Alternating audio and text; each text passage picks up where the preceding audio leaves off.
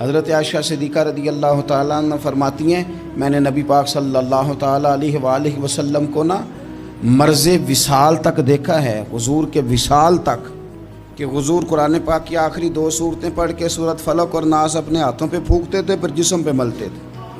قرآن پاک میں شفا ہے۔ اب تو لوگوں نے دم درود کو نا اس کو بڑا ہلکا سا کام سمجھ لیا۔ ویسے بھی یہ عاملوں کے ہتھے چڑھ گیا، ملنگوں کے ہتھے چڑھ گیا، کاروبار بن گیا، تجارت بن گئی۔ ورنہ قرآن پاک کی آیات پڑھی جائیں تو حضور نے فرمایا سورہ فاتحہ میں شفا ہے، اس میں کرم ہے۔ یہ چیزیں جو بڑی ہمارے لیے سود مند تھی، فائدہ مند تھی، ہم چھوڑ گئے۔ ایک بڑی خوبصورت حدیث ہے، سنیے گا۔ حضرت ابو سعید خدری رضی اللہ تعالیٰ عنہ حدیث کے راوی ہیں، بخاری میں موجود ہے۔ ارشاد فرماتے ہیں کہ ہم ایک سفر پہ تھے، واپس آ رہے تھے، ایک جگہ رات کو قیام کیا ہونا تھا، بستی تھی۔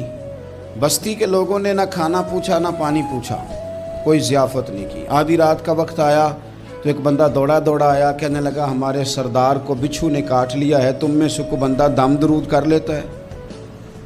تو ایک صحابی کہنے لگے کر تو لیتے ہیں، پر تم نے چونکہ ہمیں کھانا پانی تک نہیں پوچھا، تم اگر دم کراؤ گے تو مفت نہیں کریں گے۔ بخاری پڑھ رہا ہوں، پیسے لگیں گے۔ کتنے پیسے؟ بکریوں کا ایک ریوڑ پورا۔ شارحین نے لکھا 40 بکریاں، کنے دما دیاں؟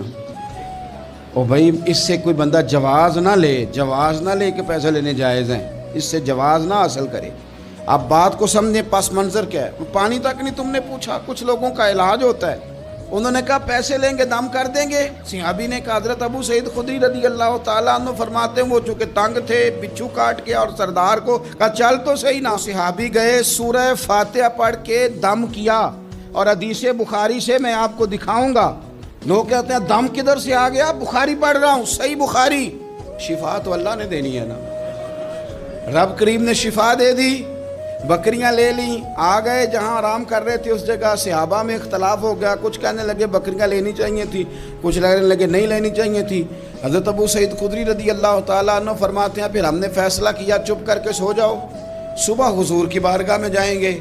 اگر کریم نے کہا لینی چاہیے تھی پھر تو موج بن گئی، اور اگر کہا نہیں لینی چاہیے تھی تو بکریاں ہانک کے واپس کر جائیں گے۔ مسئلہ کیا ہے؟ کہتے ہیں صبح گئے حضور کی بارگاہ میں، جا کے مسئلہ عرض کیا، یا رسول اللہ انہوں نے بھی پانی کوئی نہیں پوچھا تھا، ہم نے بھی کہا دم کریں گے تو پیسے لیں گے، تو ہم نے یہ بکریاں لی ہیں۔ شارحین لکھتے ہیں 40 تھی شاید، تو یا رسول اللہ اب کیا کریں؟ حضور مسکرانے